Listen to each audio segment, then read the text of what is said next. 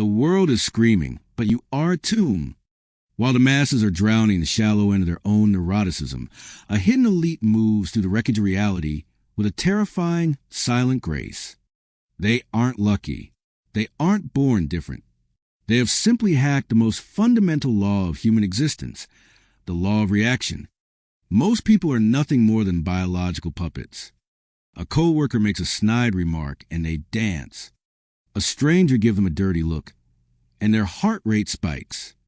The stock market dips, their partner forgets to text back, or a plan dissolves into ash, and suddenly they are a frantic mess of cortisol and panic. They think they have a personality, but what they really have is a collection of triggers. They are walking open wounds, begging the world not to touch them, yet wondering why everything hurts. They are prisoners of the mirror.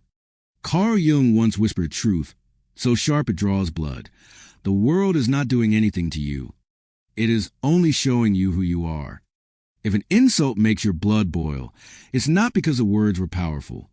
It's because those words found a hook inside you that was already waiting. If a rejection crushes you, it's because you built your house on the shifting sands of someone else's opinion. The world isn't attacking you. It's providing a diagnostic report of your own internal fractures. Every time you feel that surge of rage, that pang of jealousy, or that hollow ache of insecurity, you aren't seeing an enemy. You are seeing a map of your own unhealed shadow. Stop trying to fix the mirror. Start fixing the face looking into it. The average person spends 80 years trying to control the wind.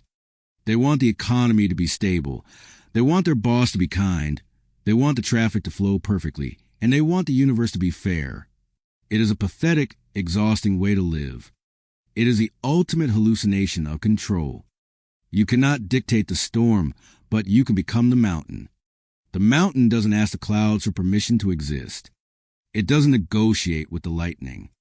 It simply remains. When you seek validation, you are handing out leashes to every stranger you meet. You are literally inviting the world to choke you. But the moment you drop the need for life to be fair, you become something dangerous. You become free. You become an anomaly in a world of reactors. This isn't just darkroom philosophy. It's a brutal rewiring of your nervous system. Neuroscience reveals that emotional reactivity is a junk habit. Your brain creates neural superhighways for anger, victimhood, and fear. Every time you take the bait, every time you engage in that mental argument with someone who isn't even in the room, you are Pavlovian training yourself to be a slave. But you can snap the circuit. You can build a buffer zone between the stimulus and the response. You can train your brain to witness a disaster and feel nothing, not a cold, sociopathic nothing, but a vast, oceanic silence. Imagine you're the sky. A hurricane may tear through the atmosphere, lightning may scar the clouds, and the wind may howl at 1,000 decibels. But the sky itself is never bruised. The sky doesn't take the weather personally. It just holds the space for the chaos to happen, knowing that the sun is a permanent fixture behind the temporary noise. Most people are the weather. You must become the sky. Why do you give so much power to ghosts? Why do you let people who don't even know your soul dictate the quality of your afternoon?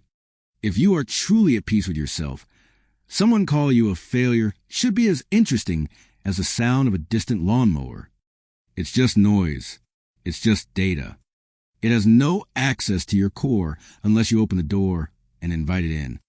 The people who are truly untouchable aren't the ones who control the world. They are the ones who have mastered the observe, don't absorb protocol. They watch the chaos like a scientist watching a chemical reaction in a sealed glass tube. They see the betrayal, they see the setback, they see the insult, and they simply note it. Interesting, they think, the world is being loud today. Then they go back to their work. When you stop being a target, people stop shooting. It's a psychological law. Bully personalities, manipulators, and toxic narcissists feed on the energy of your reaction. If they can't make you flinch, they lose interest. Your silence is a vacuum that sucks the power right out of their hands. You become a black hole for the negativity. It goes in, but nothing comes back out. The supreme paradox of life is this. The moment you stop needing the world to change, the world starts bending to you.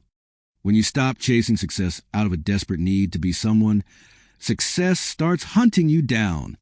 When you stop fearing what people think, your charisma becomes magnetic because you are no longer vibrating with the stench of neediness. When you stop resisting the flow of life and start moving with it, even the parts that hurt, you find that the universe stops being a battlefield and starts being a playground. The game of your entire life is won or lost in that tiny, microscopic gap between the trigger and the reaction. In that split second, you're either a puppet or a god. You can choose to let your heart rate be dictated by a red light, or you can choose to be the observer of the irritation. One path leads to a life of frantic, noisy desperation. The other leads to a throne of internal power. Master your perception, and you realize the world never had any power over you to begin with. It was an illusion you participated in. It was a spell you cast on yourself. So let the world scream. Let the plans fail. Let the opinions of the small-minded wash over you like rain on a windshield. Don't flinch. Don't explain. Don't defend. Just watch it all with a quiet, lethal smile, knowing that while the storm is temporary, the mountain is eternal. You are no longer a mirror reflecting the chaos. You are the stillness that the chaos is terrified of. But let's go deeper into the belly of the beast. Why does the average person fail this test every single day? It's because they are addicted to their own suffering. Evolution has wired your brain to prioritize threats over peace. Your amygdala is a frantic security guard screaming at shadows, and most people have given that guard the keys to the kingdom. They wake up and immediately check their phones, inviting the digital noise of 7 billion strangers to colonize their headspace before they've even had a sip of water. They're looking for reasons to be outraged, looking for reasons to feel victimized, because being a victim is the ultimate excuse for mediocrity. If the world is against you, then you don't have to be great. If the system is rigged, then you don't have to try. This is the safety of the slaking hole, a slow death by 1,000 small concessions to your own weakness. The untouchable mind rejects the comfort of the victim. They understand that to be unshakable, you must first be willing to let your old self die. You must incinerate the version of you that needs to be right. Have you ever noticed how much energy people waste trying to win an argument? They shout, they sweat, they lose sleep, all to convince a person who doesn't care that they are correct. An untouchable mind doesn't care about being right. It cares about being effective. If someone calls the sky green, the puppet argues for hours. The master simply looks at the sky, sees it as blue, and moves on. The puppet's peace is dependent on the other person's agreement. The master's peace is inherent. Think about the sheer audacity of believing that the universe owes you a smooth ride.